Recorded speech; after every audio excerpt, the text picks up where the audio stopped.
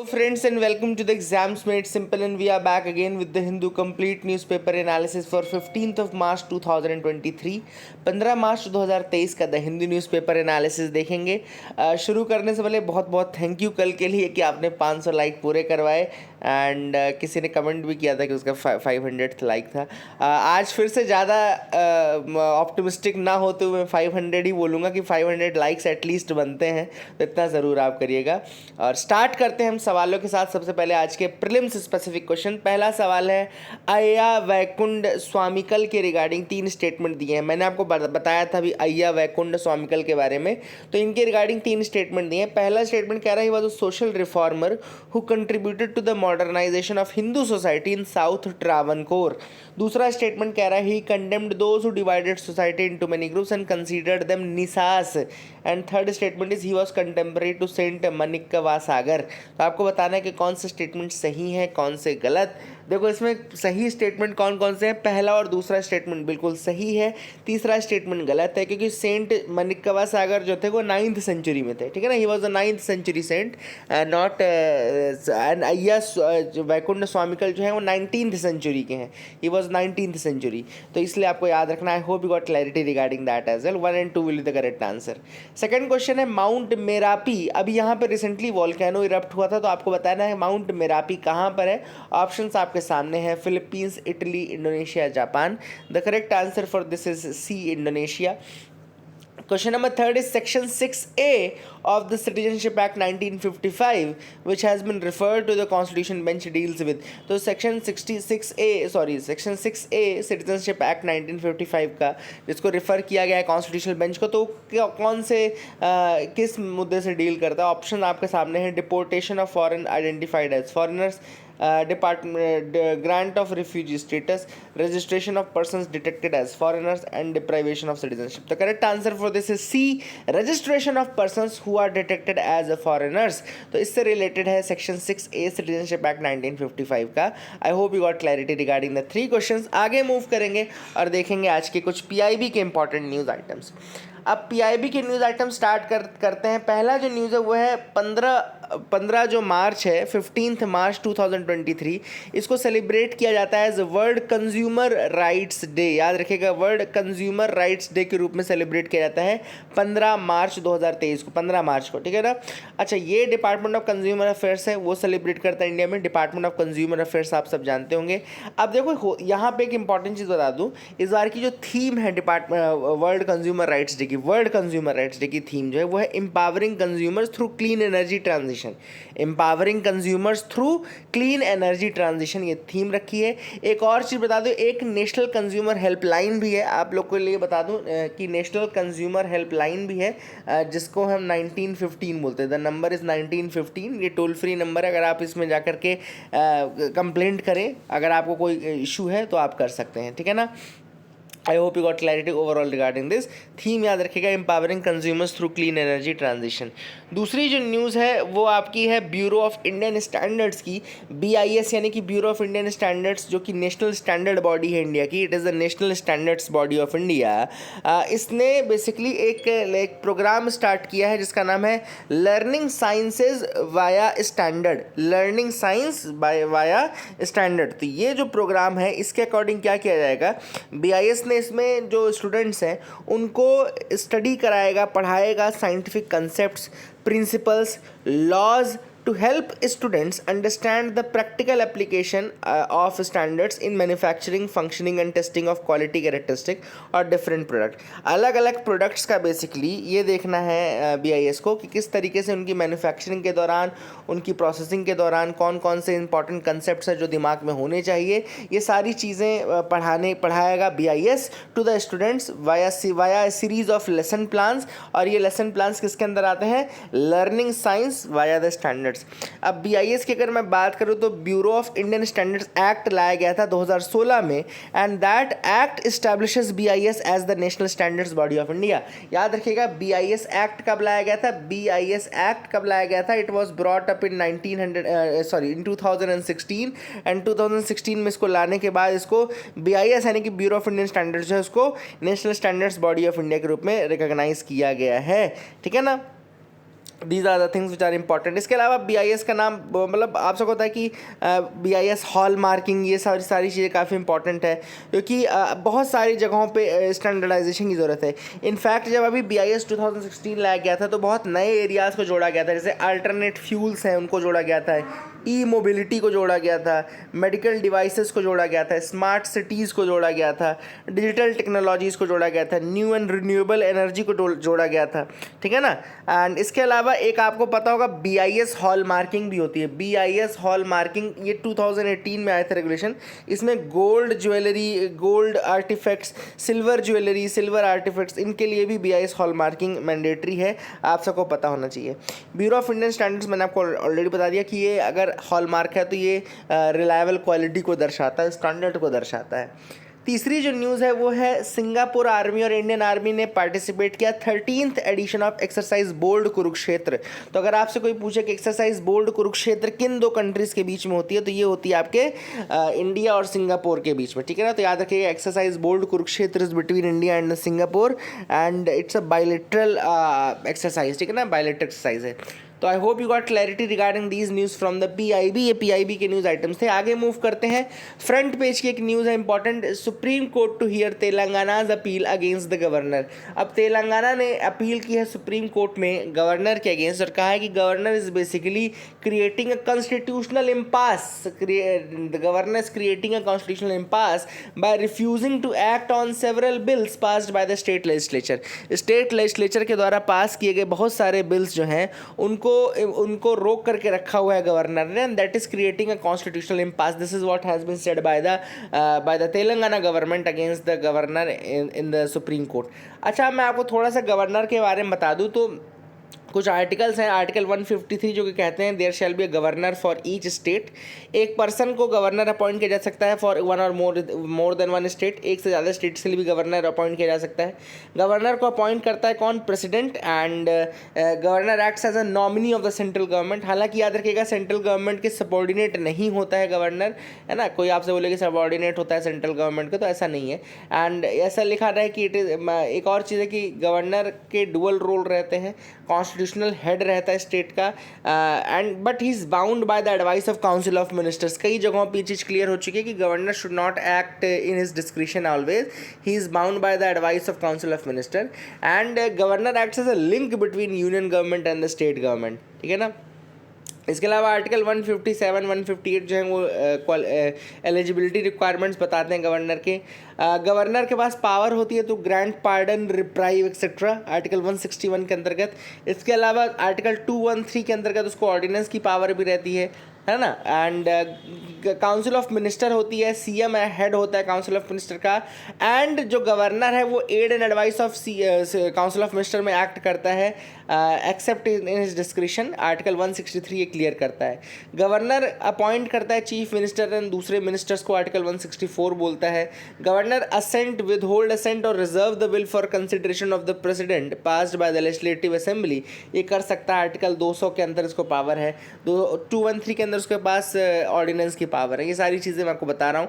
और बहुत बार ये देखा गया कि गवर्नर जो है अपनी पावर का मिसयूज़ कर रहे हैं, they are acting more like an agent of the centre, है ना। तो वो इस तरह से काम कर रहे हैं, तो अब ये इशू देखा जाएगा सुप्रीम कोर्ट के द्वारा।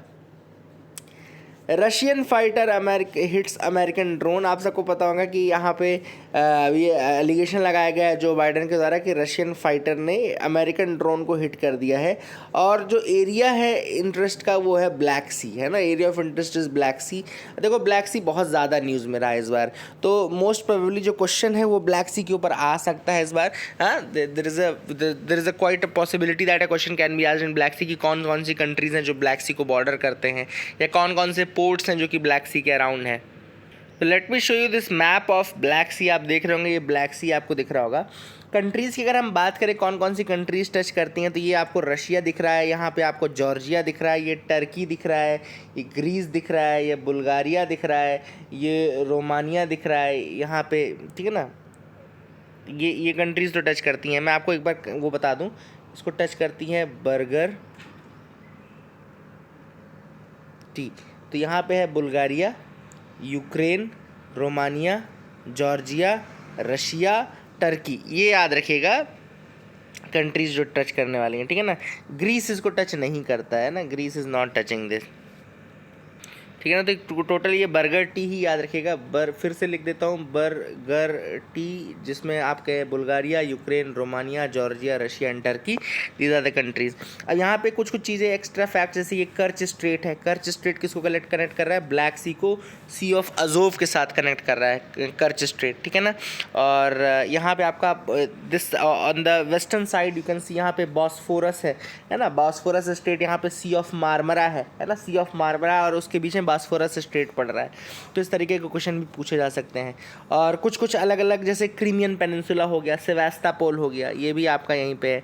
इसके अलावा जैसे आप देख सकते हैं यहाँ पे कि आपको यहाँ पे बेरेजन आइलैंड्स दिख रहा है, बेरेजन आइलैंड, केप केरेम्पे दिख रहा होगा, केप केरेम्पे, ठीक है ना।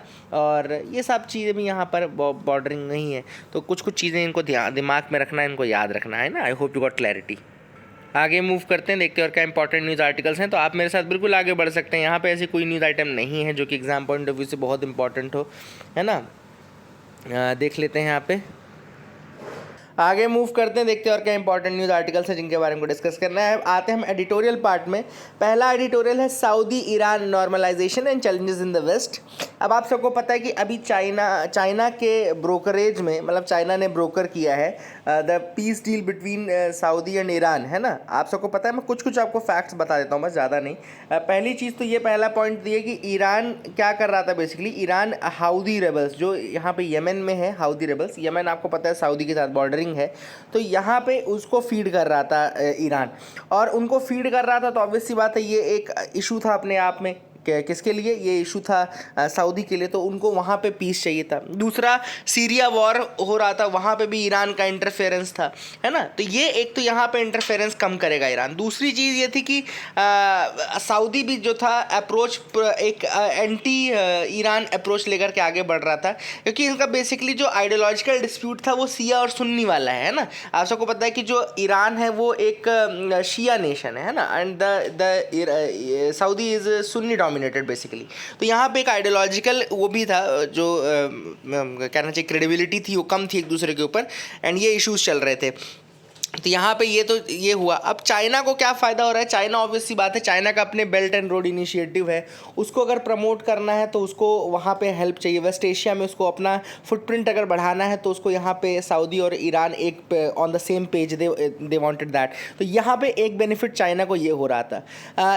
ईरान को एक और बेनिफिट हो रहा था, क्योंकि ईरान, आप सबको पता है कि मतलब because of the sanctions of the United states, वो थोड़ा आउटलाइन हो रहा था वहाँ से, मतलब साइड लाइन में हो रहा था, and that is the reason why they needed this push from Saudi and all.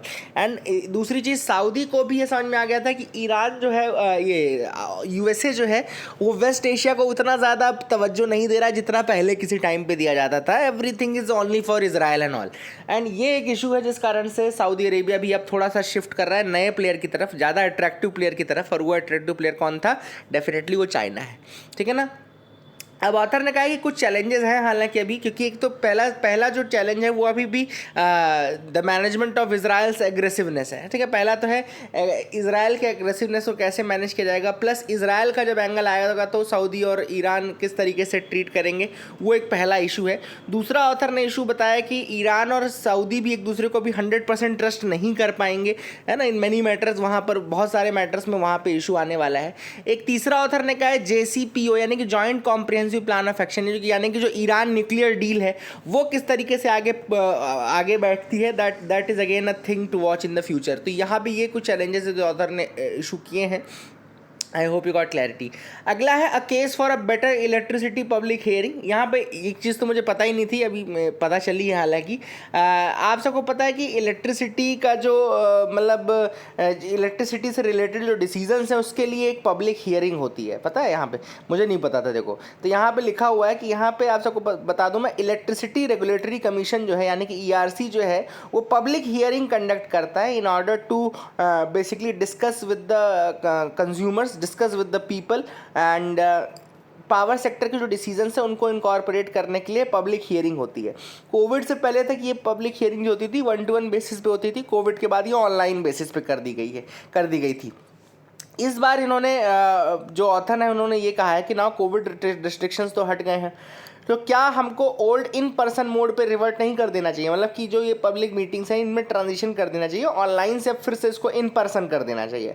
Author का कहना ये है कि इन पर्सन जब कोई मीटिंग होती है तो वो ज़्यादा बेटर होती है एंड ज़्यादा उसमें मतलब एक सभी लोग अपना कंट्रीब्यूशन दे पाते हैं और सबके फेशियल एक्सप्रेशन, सबके एग्जैक्ट क्या व्यूज़ हैं वो सब समझ में आता है, लेकिन ऑनलाइन में चीज़ें नहीं समझ में आती।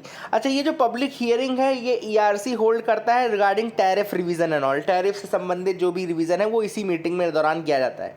And it's a platform for the citizen to give a voice to their views, है ना, इनके व्यूज़ को वॉइस देने के लिए बेसिकली किया जाता है। एंड दूसरा कि हमको अलग अलग लोगों के एक्सपीरियंस व्यू पॉइंट से भी, कंज्यूमर्स के नेटवर्क से हमको बहुत सारा कलेक्टिव नॉलेज मिलता है जो कि इंपॉर्टेंट है।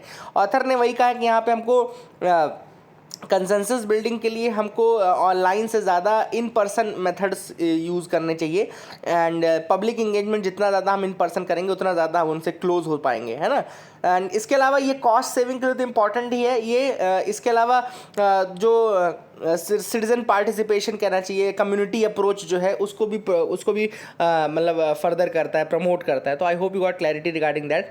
अब यहाँ पे ऑथर ने एक और चीज़ कही है, कुछ स्टेट्स का एग्जाम्पल दिया, जैसे आंध्र प्रदेश में क्या करते हैं कि जो ये मीटिंग होती है ना उसकी लोकल लैंग्वेज में भी उसका एक प्रकाशन किया जाता है ताकि लोगों को ज़्यादा पता चल रहा है। उड़ीसा में भी बेटर एंगेजमेंट के लिए ये चीज़ की जा रही है ना। तो all this things are there, लेकिन अभी भी कुछ इश्यूज़ हैं, जैसे कि एक तो distance, logistics and transport, lack of financial support, and इस कारण से पब्लिक पार्टिसिपेशन इतना ज़्यादा नहीं हो पा रहा है। एंड अगर आप थोड़ा सा इसमें भी मदद कर दें उन लोगों की जो नहीं अफोर्ड कर पा रहे हैं ट्रांसपोर्टेशन, जो नहीं अफोर्ड कर पा रहे इस तरीके से, तो और बेटर ये जो पब्लिक हियरिंग से हो पाएंगे। तो I hope you got clarity regarding this.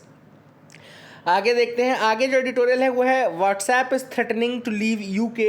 अब व्हाट्सएप क्यों यूके छोड़ने की धमकी दे रहा है? क्योंकि यूके ने एक यहाँ पे ऑनलाइन सेफ्टी बिल प्रपोज किया है।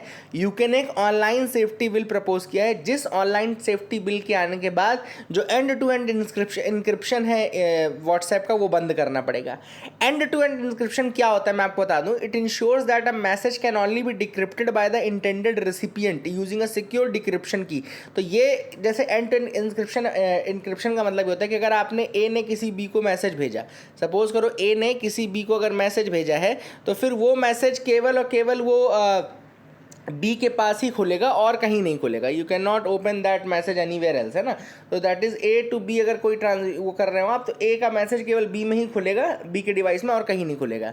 एंड यही आपका जो है बेसिकली ये आपका एंड टू एंड इंक्रिप्शन है। बीच में अगर प्लेटफॉर्म खुद व्हाट्सएप खुद खोलना चाहे तो नहीं खोल सकता है ना। तो that is the thing which is there. अब यहाँ पे ऑनलाइन सेफ्टी बिल जो है बेसिकली प्रपोज किया गया है ब्रिटिश लेजिस्लेशन के द्वारा, which seeks to improve the online safety by placing certain duty of care obligations on the online platform. अब ऑनलाइन सेफ्टी बिल क्या है बेसिकली, वो पब्लिक की ऑनलाइन सेफ्टी को इम्प्रूव करने के लिए ड्यूटी ऑफ केयर ऑब्लिगेशन रख रहे हैं ऑनलाइन प्लेटफॉर्म्स पे। और इसका क्रिटिसिज्म काफ़ी ज़्यादा किया गया क्योंकि इसमें जो एंड टू एंड इंक्रिप्शन है उसको ख़त्म करने की पावर भी जो ब्रिटिशर्स हैं उन्होंने अपने ऊपर रखी है ना। अब ऑब्वियस सी बात है, यहाँ पे व्हाट्सएप जो है वो इससे कंप्लाई करेगा नहीं, और अगर कंप्लाई नहीं करेगा तो पेनल्टी देनी पड़ेगी जो कि लगभग 18 मिलियन पाउंड तक जा सकती है। तो यहाँ पे ये सारे इश्यूज़ हैं, इस कारण से हो सकता है वो छोड़ भी दे। Why do landfills catch fire during the summer? अब ये तो बहुत आसान सा सवाल है कि क्यों होता है, क्योंकि आप सबको पता है कि इंडियन म्यूनिसिपैलिटीज़ जो है वो कलेक्ट करती है more than 95% of the waste generated in the cities, लेकिन जो एफिशिएंसी है वेस्ट प्रोसेसिंग की वो केवल 30 to 40% है ना। तो अभी भी क्या है, रिमेनिंग जो 50-55% वेस्ट है वो अभी भी लैंडफिल्स और इनमें ही पड़ा रहता है। 50 से 55% तक का वेस्ट जो है अभी भी लैंडफिल्स में पड़ा रहता है। और इसी कारण जब समर आती है तो उसमें कई बार बहुत सारे इन्फ्लेमेटरी प्रोडक्ट भी हो सकते हैं जिस कारण से वो फायर कैच कर लेता है, ठीक है ना। प्रोसेसिंग अच्छी नहीं है, इस कारण वेस्ट प्रोसेसिंग अगर फास्ट हो जाएगी तो हमारा जो वेस्ट जनरेटेड है, वेस्ट कलेक्टेड है, वो हम डिस्पोज ऑफ कर सकते हैं, है ना। तो इसी कारण से बहुत सारा जो लो क्वालिटी प्लास्टिक्स है कई बार फ्लेमेबल मटेरियल्स भी रहते हैं, फ्लेमेबल मटेरियल भी इंक्लूड रहते हैं, इस कारण से वो आग लग जाती है। अब यहाँ पे 2 परमानेंट सोल्यूशंस की बात ऑथर ने की है। पहला तो यह है कि completely cap the material using soil, जो मटेरियल आप लैंडफिल्स में डाल रहे हैं उसको या तो पूरी तरीके से ढक दो सॉइल से, है ना, and that is the thing, and close the landfills in a scientific manner. दूसरा, पहला तो ढक दो और लैंडफिल को क्लोज कर दो साइंटिफिक मैनर में। सेकेंड सोल्यूशन है to clear the pile of waste through bioremediation. एक इन्होंने नेचुरल मेथड बताया बायो रेमिडिएशन का, मतलब कि जिसमें बैक्टीरिया, फंगाई, वायरसेस, इन बैक्टीरिया फंगाई का यूज़ करके आप उसको क्लियर करो पाइल ऑफ वेस्ट को यूजिंग बायो रेमिडिएशन। तो ये दूसरा मेथड है, ठीक है ना। I hope you got clarity. यहाँ पे ऑथर ने कहा है कि बहुत लॉन्ग टर्म सोल्यूशन चाहिए, तभी आप इस तरह के फायर्स को रोक पाएंगे, है ना। शॉर्ट टर्म मेजर्स से कुछ नहीं होगा। RBI permitted banks from 18 countries to trade in rupees. अब यहाँ पे आरबीआई ने 18 कंट्रीज़ को अलाउ किया है to trade in rupees, and the central bank has granted nod to the domestic and foreign authorised dealer banks in 60 cases for opening special vostro accounts, है ना। तो अब मैं आपको थोड़ा बता दूँ, देखो दो तरीके के अकाउंट होते हैं, एक होता है वॉस्त्रो अकाउंट, एक होता है नॉस्त्रो अकाउंट। एक्चुअली दोनों सेम है, बस अंतर ये है कि कौन कहाँ पे अकाउंट खोल रहा है, ठीक है ना। तो अगर मैं आपको बताऊं कि वॉस्त्रो अकाउंट क्या होता है, मान लो सपोज करो रशिया का कोई बैंक है, ठीक है ना। अब वॉस्त्रो अकाउंट क्या होता है, देखो यहाँ पे लिखा हुआ है, अब vostro account is an account that domestic banks hold for foreign banks. अब देखो हमारे डोमेस्टिक बैंक्स कौन से होंगे, एसबीआई होगा, है ना, सपोज करो एसबीआई है हमारा। दूसरा हमारे यहाँ सपोज करो इलाहाबाद बैंक है, ठीक है ना। ये डोमेस्टिक बैंक्स हो गए। तो डोमेस्टिक बैंक्स में एक अकाउंट खोला जाता है फॉर द फॉरेन बैंक के लिए, मतलब फॉरेन कोई बैंक होगा उसका एक अकाउंट यहाँ पे खोला जाएगा, ठीक है ना। उसका एक अकाउंट यहाँ पे खोला जाएगा, है ना, यहाँ के एसबीआई में या यहाँ के इंडसइंड बैंक में या यहाँ के इलाहाबाद बैंक में, ठीक है ना। और यहाँ पे बेसिकली जो होगी डोमेस्टिक करेंसी में, यानी कि जैसे हमारी डोमेस्टिक करेंसी क्या है, रुपी में फिर पूरे ट्रांजैक्शंस होंगे उस अकाउंट में, जो कि होगा फॉरेन बैंक का लेकिन खोला यहाँ के बैंक में जाएगा, ठीक है ना, ताकि उस कंट्री की और इस कंट्री के जो ट्रेड है, इंपोर्ट एक्सपोर्ट है, वो रुपी में हो सके, डोमेस्टिक करेंसी में हो सके। तो इसको हम बोलते हैं वॉस्त्रो अकाउंट। अब सपोज करो इंडिया का कोई अकाउंट खुला है, इंडिया का कोई अकाउंट फॉरेन के किसी बैंक में खुला है, सपोज करो रशिया के किसी बैंक में हमारे एसबीआई का अकाउंट खुलता है, तो वो कहलाता है नॉस्त्रो अकाउंट। मतलब नॉस्त्रो का मतलब होता है आवर्स, हमारा अकाउंट, वॉस्त्रो का मतलब होता है योर्स, आपका अकाउंट, ठीक है ना। तो ये एक इंपॉर्टेंट डिफरेंस था जो मैं आपको बताना चाहता था। आई होप यू गॉट क्लैरिटी, ये बहुत इंपॉर्टेंट है ना। तो ये सारी चीज़ें हैं, एंड पेमेंट जो होगी वो वॉस्त्रो अकाउंट में होगी, रुपीज़ में होगी, ये सारी चीज़ें इंपॉर्टेंट है। I hope you got clarity regarding that as well. आगे देख लेते हैं, OBC panel does not have caste census data. अब ओबीसी पैनल आप सबको पता है कि जस्टिस जी रोहिणी कमीशन बनाई गई थी for subcategorisation of the OBC group, लेकिन उनके पास कास्ट सेंसस का डेटा नहीं है। वो सोशो इकोनॉमिक कास्ट सेंसस 2011 का जो डेटा है उसके बेसिस पे सब बना रहे हैं। तो this is the thing which is important. I hope you got clarity. Australia जो है वो यूएस से न्यूक्लियर सबमरीन्स बाय करेगा अंडर ऑकस। ऑस्ट्रेलिया, यूके और यूएस, 3 लोगों का ग्रुप है, आप सबको पता है। ऑस्ट्रेलिया जो है वो 5 US nuclear powered submarines buy करेगा। हालांकि यूएसए ने क्लियर कहा है कि ये न्यूक्लियर वेपन नहीं है, न्यूक्लियर वेपन हम उनको नहीं प्रोवाइड कर रहे हैं, केवल उनको सबमरीन प्रोवाइड करना है ना। और आईएईए ने भी कहा है कि ये देखो ऐसा ना हो कि प्रोलिफरेशन आप करने लगो, न्यूक्लियर वेपन का प्रोलिफरेशन नहीं होना चाहिए। तो ये चीज़ें हैं। तो that is it for the day friends. I hope you like the video. Please like and subscribe. Keep loving us, keep sharing us. Thank you, have a nice day.